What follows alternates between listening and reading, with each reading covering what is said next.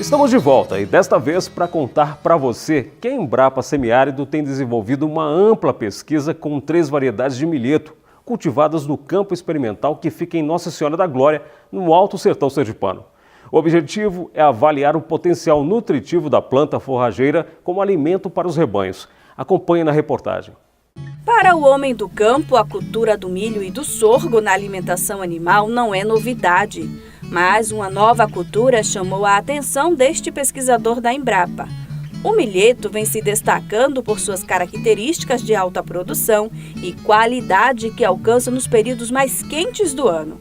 Apesar do nome semelhança ao milheto, não é uma variação do milho.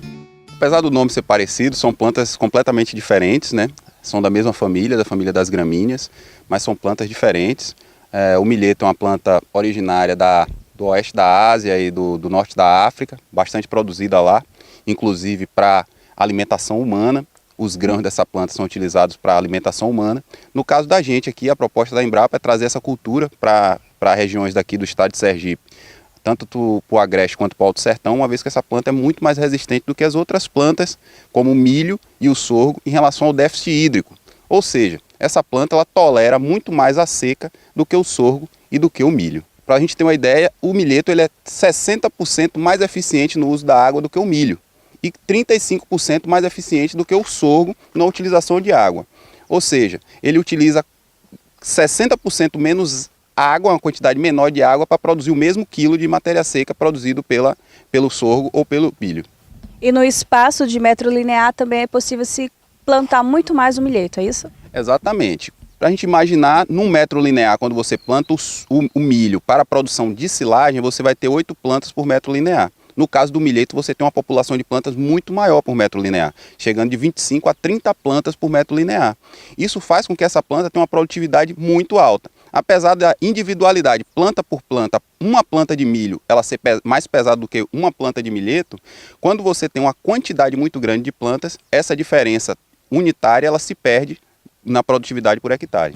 A cultura requer poucos insumos, pois a planta tem um sistema radicular profundo e vigoroso, o que a torna eficiente no uso de água e nutrientes.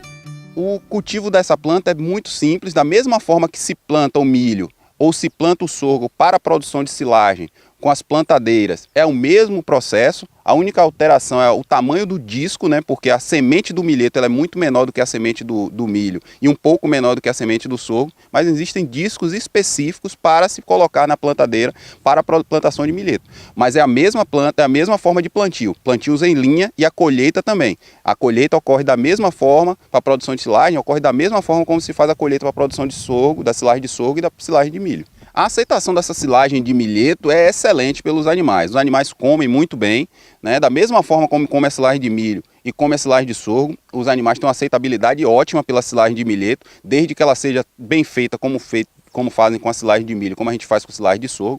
Então ela tem uma aceitabilidade muito boa. Agora, nutricionalmente ela tem uma diferença, ela é aproximadamente 10% com um valor nutricional menor do que o do milho, em torno de 10%. Então, essa é uma planta que, apesar dela produzir muito bem, a gente tem que fazer um balanceamento de dieta com um pouco mais critério do que a gente faz com o milho. O milheto tem mais de 100 variedades. No campo experimental da Embrapa, 3 são cultivadas. 2 materiais de uma empresa privada e um material da Embrapa, né? E a gente está fazendo realmente uma competição de cultivares. O que é que isso significa? Significa que a gente está testando qual material que produz mais e as características agronômicas de cada um. Visualmente, nesse momento, a gente já pode perceber que a gente tem plantas que têm uma panícula mais escura do que outras, plantas com tamanho diferentes, plantas mais altas ou não. São essas características que a gente vai mensurar no decorrer do ano para a gente saber quais são aquelas plantas que são mais produtivas para a gente poder recomendar isso para o produtor.